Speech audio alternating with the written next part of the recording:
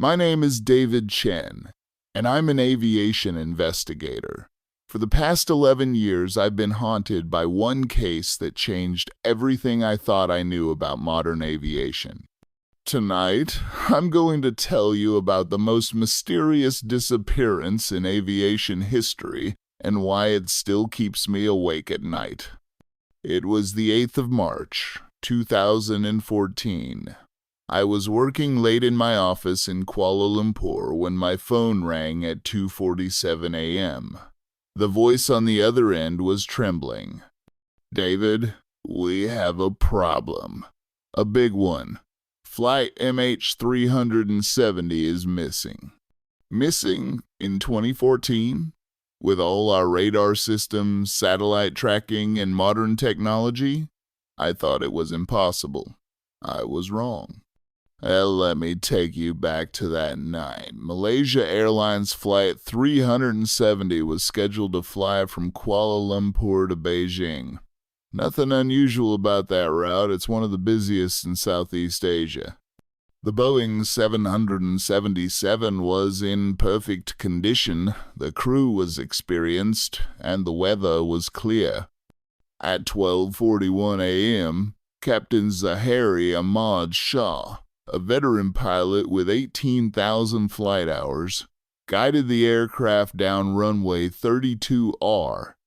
Among the 239 souls on board were families returning home, business travelers, and tourists beginning their adventures. As I later discovered during my investigation, everything seemed perfectly normal. The passengers were settling in for the 6-hour flight, flight attendants were serving drinks, and Captain Zahari was chatting casually with his co-pilot, 27-year-old Farik Abdul Hamid.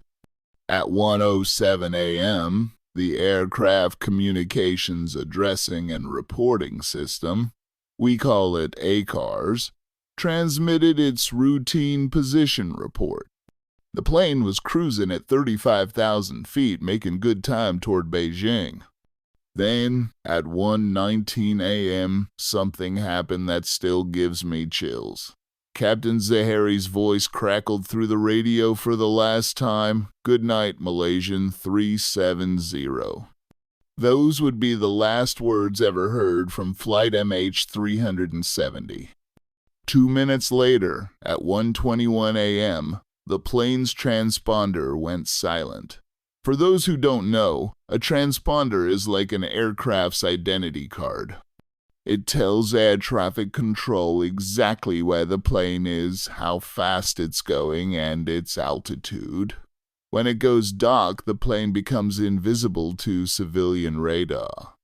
I remember sitting in the crisis room as the Malaysian air traffic controllers realized what had happened. The plane had simply vanished from their screens, somewhere over the South China Sea. But here's where the story gets truly bizarre. Unknown to us at the time, military radar had been tracking something extraordinary. The plane had made a sharp left turn, not toward Beijing, but back toward Malaysia. It had flown across the entire Malaysian peninsula, passing directly over Captain Zahari's hometown of Penang. As I pieced together the evidence weeks later, I realized this wasn't a mechanical failure or a sudden catastrophe. Someone had deliberately turned off the transponder. Someone had deliberately changed course. But who and why? The plane continued flying for 7 more hours. 7 hours! While the world thought it had crashed, MH370 was flying like a ghost through the night sky. How do we know this? Inmarsat, a British satellite company, had been automatically pinging the aircraft every hour. These weren't communications, just simple handshakes between the plane and satellite, like a heartbeat confirming the aircraft was still alive. I spent months analyzing these satellite pings with some of the world's best mathematicians and engineers. What we discovered was horrifying. The plane had flown south, deep into the Indian Ocean, far from any possible landing site. The final ping came at 8:11 a.m. After that, silence. Somewhere in the vast, dark waters of the southern Indian Ocean, flight MH370 had fallen from the sky. The search that followed was unlike anything in aviation history. Ships and aircraft from 26 countries scoured millions of square kilometers of ocean. I joined the Australian-led effort, spending months aboard search vessels, watching sonar screens, hoping for any sign of the wreckage. The Indian Ocean is not forgiving. Waves taller than buildings, weather that changes in minutes, and depths that reach 6,000 meters, deeper than Mount Everest, is tall. We were looking for a needle in a haystack the size of Europe. After 1,046 days and $200 million, we found nothing. The main wreckage remained hidden beneath the waves. But then, in July 2015, something washed up on a beach in Reunion Island. A piece of wing called a flaperon, barnacle-encrusted and weathered. It was confirmed to be from MH370. Finally, proof that the plane had indeed crashed in the Indian Ocean. Over the following months, more pieces appeared on beaches across the western Indian Ocean. Each fragment told part of the story, but never enough to answer the fundamental question: what happened? During my investigation, I encountered theories that range from plausible to absolutely terrifying. Let me share the ones that still keep me awake at night. Theory 1. The pilot. Captain Zahari Ahmad Shah was going through personal problems. His wife had moved out, his political hero had been imprisoned, and he was reportedly depressed. In the weeks before the flight, he had practiced similar routes on his home flight simulator, routes that ended in the Indian Ocean. The evidence seemed to point to a deliberate act. The transponder turned off at the exact moment the plane entered Vietnamese airspace, where there might be confusion about who was responsible for tracking it. The sharp turn toward Penang, his hometown, as if saying goodbye.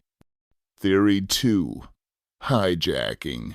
2 passengers had boarded using stolen Austrian and Italian passports.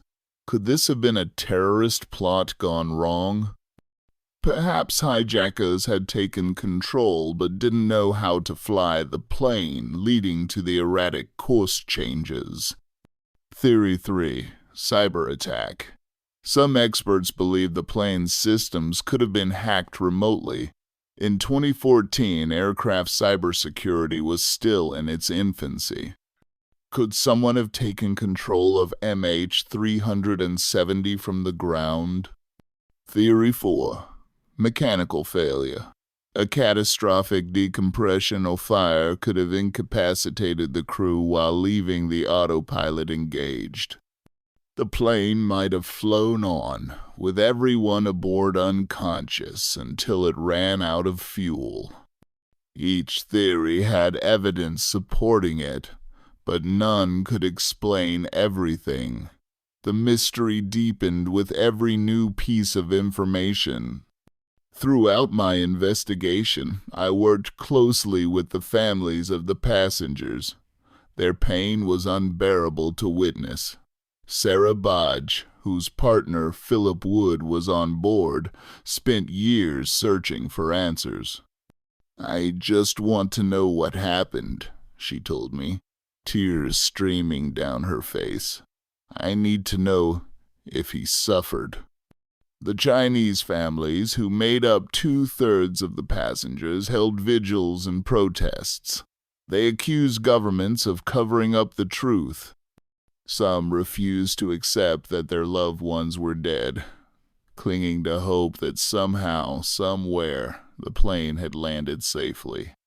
I attended memorial services, held hands with grieving mothers, and listened to stories about the 239 people who had simply vanished. Each had a name, a family, dreams, and fears.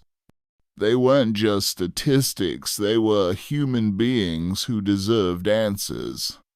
As more pieces of MH370 washed ashore, I examined each one carefully.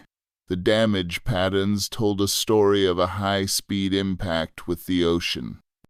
These weren't the gentle pieces you'd expect from a controlled water landing. They were violent, twisted fragments that spoke of a plane hitting the water hard. One piece particularly haunted me. A section of the plane's interior panel with what appeared to be burn marks. Had there been a fire on board, or was this just damage from the impact and months in the ocean? The barnacles growing on the debris became crucial evidence. Marine biologists analyzed them to determine the debris' journey across the Indian Ocean, helping us understand the current patterns and narrow down the crash site. But with each new piece, the mystery only deepened. Why had the plane flown so far south? Why had it stayed airborne for 7 hours after disappearing from radar? The debris could tell us where the plane ended up, but not why it went there. As my investigation continued, I encountered disturbing allegations of cover-ups and hidden agendas.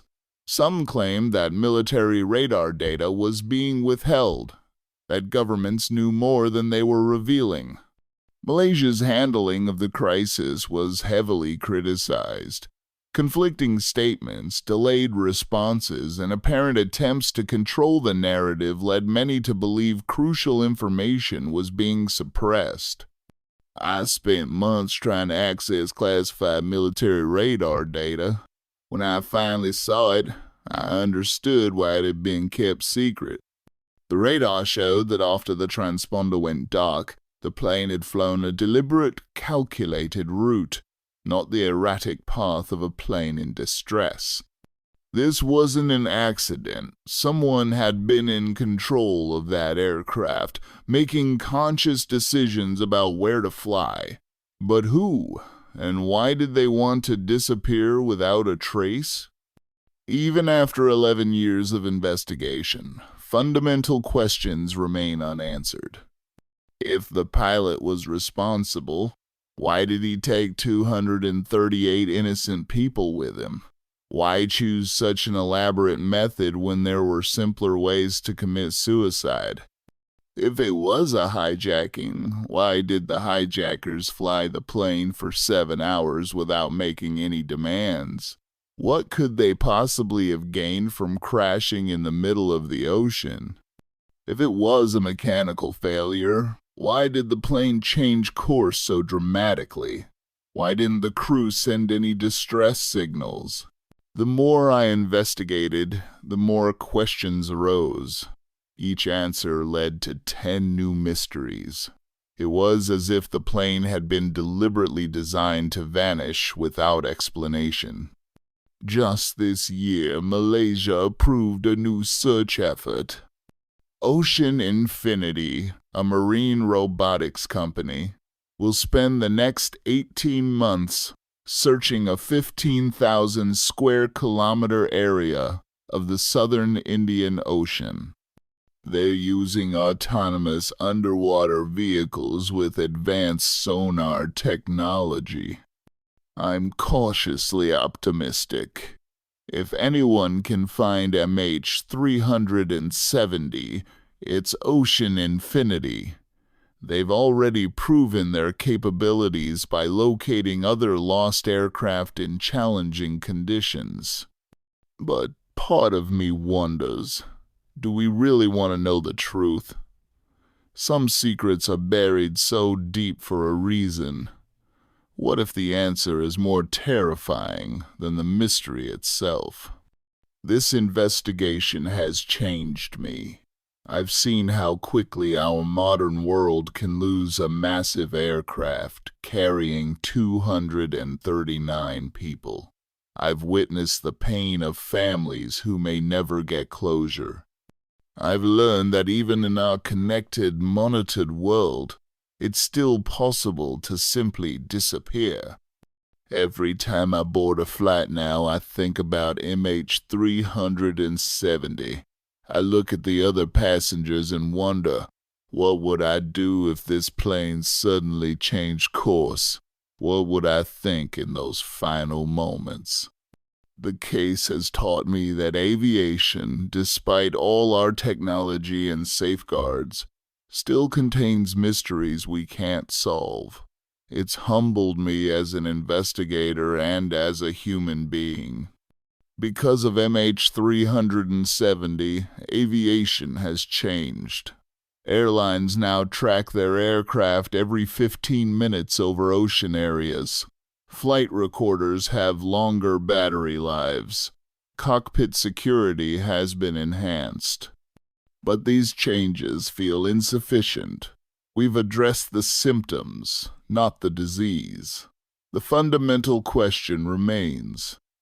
In an age of global surveillance and digital connectivity, how can a Boeing 777 simply vanish? The families deserve answers. The aviation industry deserves to know what happened. The world deserves to understand how such a tragedy could occur. Until we find MH370, until we understand what happened in those final hours, we'll never truly feel safe in the skies again. 11 years have passed since flight MH370 disappeared. The pain hasn't diminished for the families. The mystery hasn't been solved. The questions haven't been answered. But I haven't given up. None of us have. Somewhere in the depths of the Indian Ocean, MH370 waits to tell its story. The truth is down there, buried in the darkness, waiting for someone to find it.